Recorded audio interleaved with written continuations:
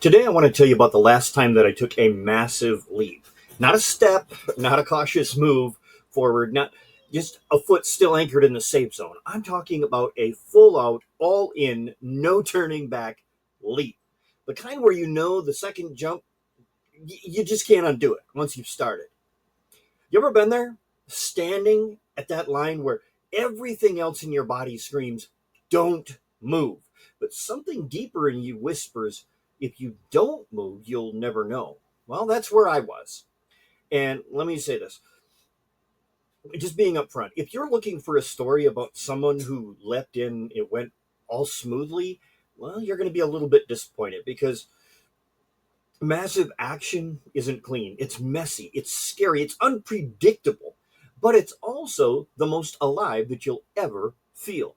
Now, I want you to stay with me on this because as I share my story, I don't want you to start asking yourself, what's my leap? Not mine, yours. What's the thing I've been circling, second guessing, waiting for the perfect moment to act on? Keep that question in your head because by the end of this, I want you to see it differently. Let me take you back to that moment for me. I had a decision that was sitting in front of me, and it didn't feel convenient. It wasn't planned in some 12 step strategy. It wasn't showing up like a curveball. It was like more like a boulder coming down. I'll be real, it didn't feel ready. I wasn't ready. I had run through every what if scenario like I was some lawyer trying to argue my way out of it. And well, frankly, it just wasn't working. What if I fail? What if I don't have enough resources? What if I make the wrong move and I drag the people that I love down with me? And well, there I was. There was no other choices. The quieter one, the one that kept saying, this voice, what if it is the one thing that changes everything? What if the real risk is staying where you're at right now, not moving forward? I hated that voice because it didn't give me peace. It didn't give me tension. And tension doesn't let you rest. It pushes you. It presses against every comfort zone that you've built. That's when I realized fear wasn't my biggest enemy. Comfort was. Because comfort convinces you that tomorrow is going to be good enough. Comfort will tell you that safety is better than growth. And for me, staying where I started was just a slow death. So I leapt. And movies make it look heroic. Like the music swells, the crowd cheers, and you soar through the air. But real life, the leap feels more like chaos. You jump, and almost immediately you start wondering, what have I done? What did I do? That's when the first weeks come in, and it feels like just chaos. I remember waking up on day three, sitting at the edge of my bed, staring at the floor and feeling like the ground had been ripped up from underneath me. The plan that I'd mapped out, it was already falling apart. The safety nets that I thought I had, gone. The people I assumed that would support me, silence. Nobody tells you this part. They tell you to dream big, take risks, chase your calling, but they don't tell you about the lonely mornings when you question if you completely lost your mind. They don't tell you about the nights that you're sitting there staring at the ceiling, just calculating how much pride you'll have to swallow if you crawl back to the safety of yesterday. But I want to tell you this, what else nobody else tells you is the cracks. That's where the growth begins, when things start to fall apart. Because the moment your plan falls apart, you're forced to find out what's actually inside of you, not what looks good on paper or social media, not what you rehearsed in your head, the raw, unpolished, figure it out as you go version of you, the one that people never really see.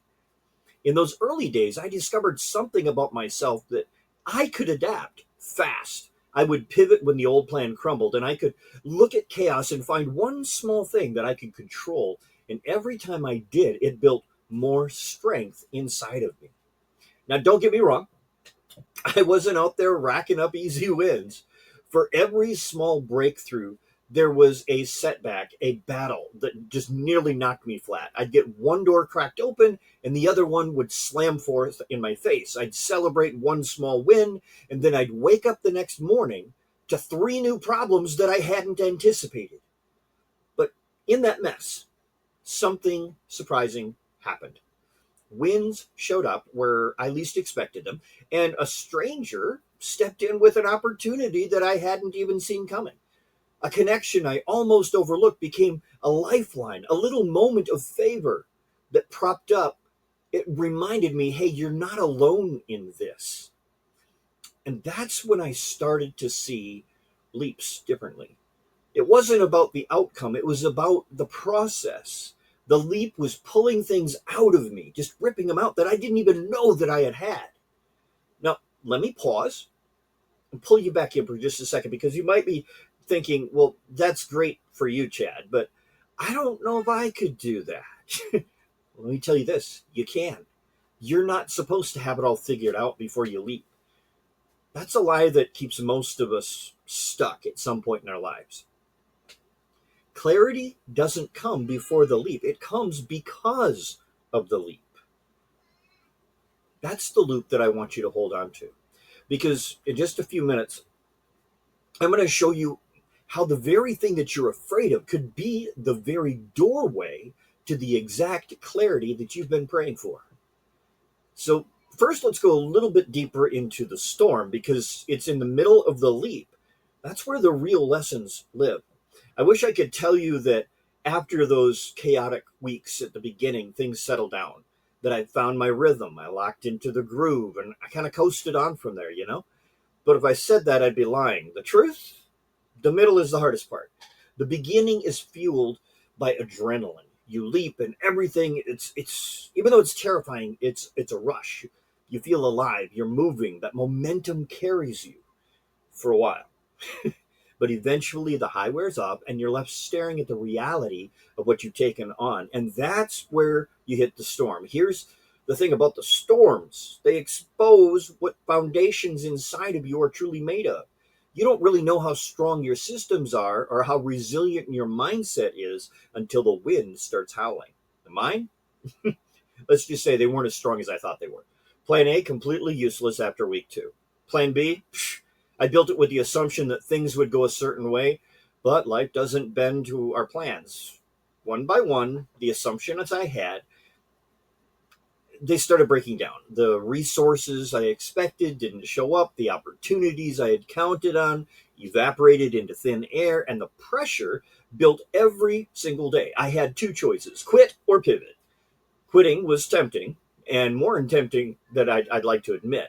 There were nights I was so drained that the thought of crawling back to normal sounded like relief. But every time I thought about quitting, I pictured myself sitting years later with regret rolling inside of me, knowing I traded my leap for comfort. That image sickened me more than the storm that I was facing, so I pivoted again and again. Let me tell you what pivoting really looks like. It's not glamorous. It's not sitting down with a whiteboard and neatly sketching out the new plan. It's messy. It's being willing to let go of what you thought was the way, and instead ask, what can I do right now with what I've got in my hands? Sometimes it's as simple as reworking my schedule to buy myself some breathing room. Other times it meant scrapping weeks worth of work and completely starting over. And sometimes it meant humbling myself enough to ask for help. That was a big one for me, because asking for help, man, I like to think of myself as resourceful, as someone who can figure things out on their own.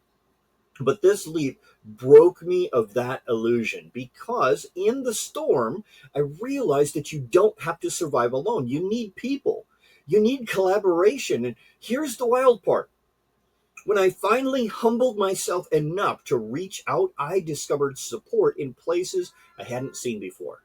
A person I thought was just a casual acquaintance ended up opening a door that I never could have kicked down myself. A connection that I had overlooked, it became a key ally, and sometimes strangers would step in the act of the thing that I needed most, the exact moment when I was about to quit. That's when I learned that the deepest lessons of the leap, massive action, doesn't test your strength. It attracts others. Think about it. People are drawn to movement. They're inspired by someone willing to risk. They want to align themselves with someone who isn't just talking, but actually stepping up to the plate. My leap didn't transform me. It pulled others into the story.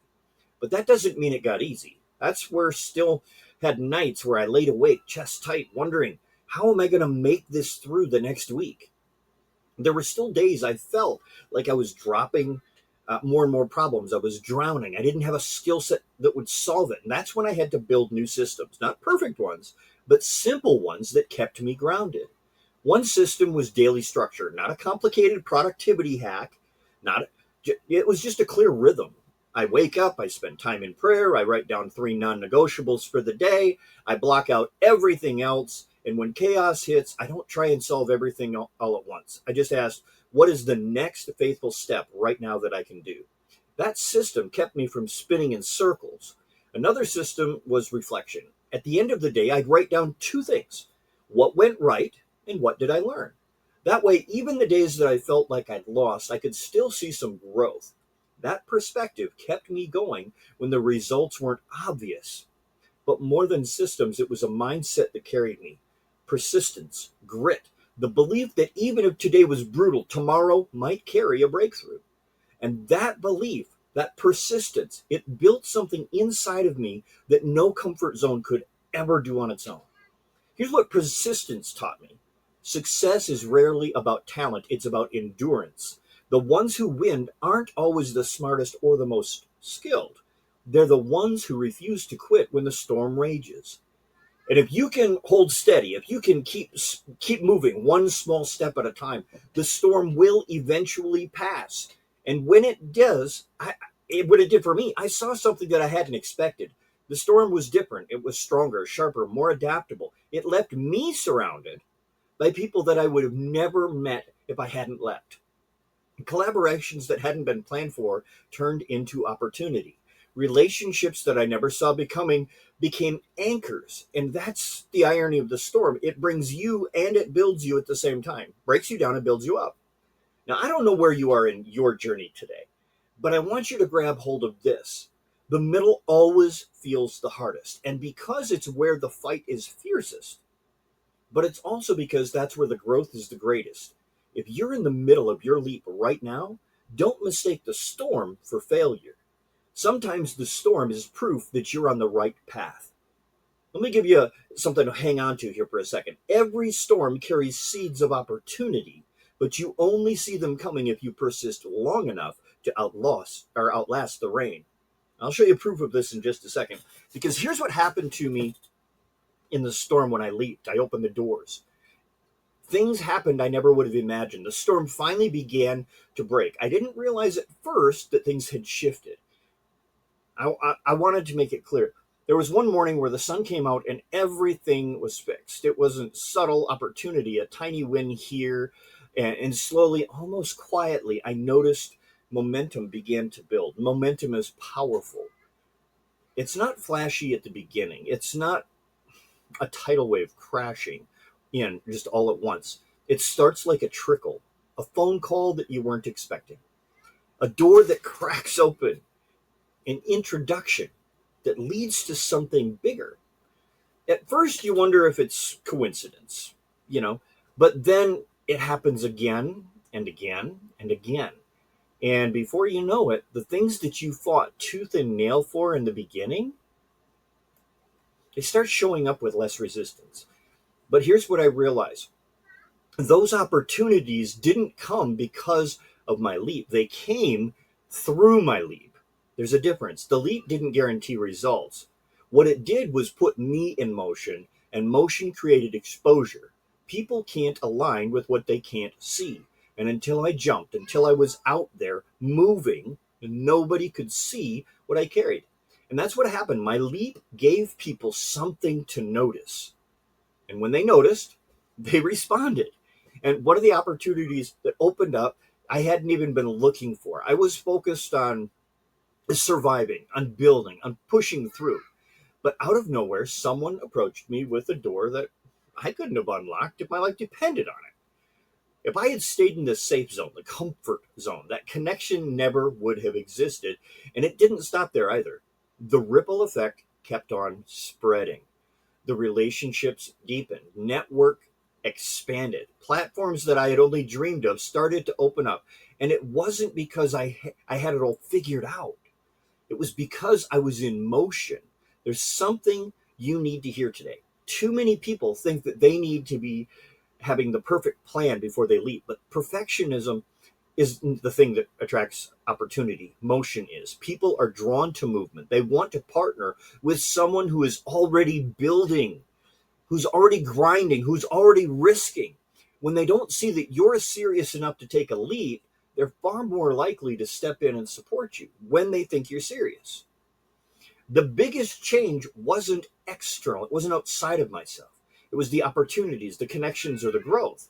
The biggest change was the internal. I wasn't the same person who stood at the edge. Fear didn't have some grip on me anymore. I wasn't I wasn't seeing the risk the same way that I used to see it. It became something to learn from, something to build on. I carried myself differently. I thought differently. My decision making sharpened. My resilience thickened. My faith deepened. Because once you leap and you survive the storm, something inside you, it changes. You stop seeing yourself as fragile. You realize that you can endure more than you thought, and that realization doesn't fade. Imagine someone who's never stepped foot into a gym suddenly trying to bench 200 pounds. It's probably impossible for them. But if they start small, they build consistency, they endure the soreness, and they refuse to quit, one day they look up and realize that they're pressing weight that they never thought was possible. That's what the leap did for me. It built a strength that I didn't even know I was training for. And with that strength came a deeper sense of calling. Because here's what else happens after the leap: you start to see the world differently. And when you faced your own fears and you pushed through, you start recognizing that the people around you who are stuck in theirs, you notice the ones that are circling the same decision, the ones waiting for that perfect moment that will never come. And something in you wants to pull them forward. That's what I realized. My leap wasn't just for me, it was for the people who would come after me, the people who needed to see someone step so that they could believe that they could too. Think about that for just a second. What if your leap isn't just about your success? What if it's about the ripples that you can't yet see? The people watching quietly from the sidelines who will finally move because you had the courage to. That's the ripple effect. And it's bigger than results, bigger than money, bigger than recognition. It's about the influence, it's about impact, it's about legacy. And that's what floored me the most. Looking back, I saw doors open that I hadn't planned. I saw growth I couldn't have scripted, but the greatest impact, it was the people who came to me later and said, I watched you leap, and because of your leap, I did too. I finally believed I could, and that's worth more than any other outcome. Let me anchor this with something practical because I probably know what you're thinking. That's inspiring, but what do I do with it? Well, one of the takeaways that I had from this moment is that motion creates exposure and exposure creates opportunity. If you want more opportunities, stop waiting for them to knock. Get in motion. Take steps that make your leap visible because the right people, the right doors, the right collaborations, they show up for the ones who don't stand still. I want you to hold on to this for later. Your leap is bigger than you. You think it's about your dream, your risk, your growth, but the ripple effect is wider than you can imagine. I'll circle back to that when I talk about how to find your own leap. But for right now, just remember this simple thing. Somebody else's future might be tied to the decision that you're hesitating on right now. So here we are. You've walked with me to the edge, through the storm, beyond the horizon, and you've seen what happens when somebody dares to leap. But now the question shifts from me to you. What's your leap? Not mine, yours. And I'm asking you directly because chances are, as you've been listening, something's been stirring in the back of your mind. It's just been waiting to come out. What's the one thing that you've been circling, that one decision that you've been putting off, the dream that keeps tapping you on the shoulder at night, but you silence it because you're scared or comfortable or waiting for the perfect moment? You know exactly what I'm talking about. You know what that thing is. And if you're honest, you've been negotiating with it. You've been telling yourself, when I have more money, when I have more time, when I feel more ready. But let's be honest with each other right here. Ready is a lie. You'll never feel fully ready. And it doesn't. Nobody does. I didn't. You leap because you're called. And here's the brutal truth about a calling: it doesn't wait for convenience. It doesn't show up when your schedule is clear, when your finances are perfect, when your plan is airtight. It shows up in the middle of your mess and it whispers, now. So let me press you with a harder question. What's holding you back? Is it fear of failure? Fear of what people might say? Fear of success? Fear of wasting time? Or maybe it's not fear at all. Maybe it's just comfort. Maybe the life that you have right now is just good enough and you're scared to risk it for something greater. I get that. I've lived like that. But let me tell you from my experience, comfortable is a slow death. It lulls you into thinking that you're safe. It robs you of growth. And years from now, if you stay there, you won't be proud of the comfort that you clung to. You'll regret the chances that you didn't take. And here's something else: failure isn't the enemy you think it is. I used to believe that failure was a dead end, but after my leap, I see it differently. Failure is feedback, it's raw material, it's the training ground for resilience. You don't lose when you fail, you lose when you refuse to try. So, what do you do with that? How do you start? Here's where most people mess up. They think a massive leap means instant overhaul of their life. They picture quitting their job tomorrow, selling everything, moving across the country or the world. And because that feels overwhelming, they freeze. But a leap doesn't always have to start the same way.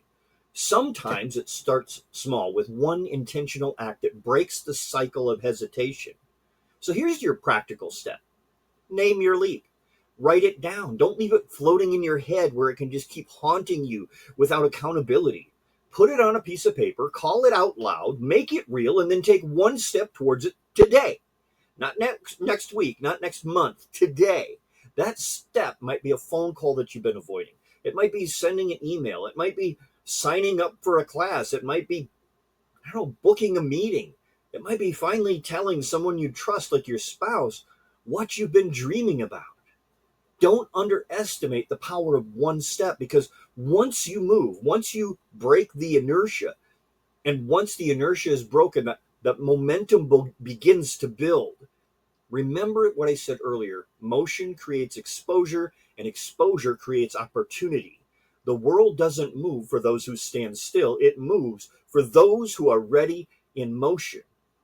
So here's my challenge: before the sun sets today, take one step, just one, and let that be the crack in the dam that unleashes what's been waiting inside of you all along. As you step, I want you to carry this lesson with you. The leap is always worth it. Always. Not because it guarantees success, but because of who you become in the process. When you leap, you discover capacities that you never knew you had. You build strength that you would have never trained for in safety. And you attract people and opportunities that you couldn't have found just standing still. And most of all, you start living instead of waiting. And maybe, just maybe, your leap isn't about you. Maybe it's about the people watching, the ones who will finally believe that they can move more forward because you've shown them that it was possible. So don't wait for the certainty. Don't wait for permission. Don't wait for the fear to disappear. Leap. And when you do, remember, you're not just changing your story. You're creating ripples that can touch generations that follow. That was my last action. That was my leap that reshaped me. Now it's your turn. Remember, there is beauty, there is grace, and there is greatness within you. Now go and share that with the world today.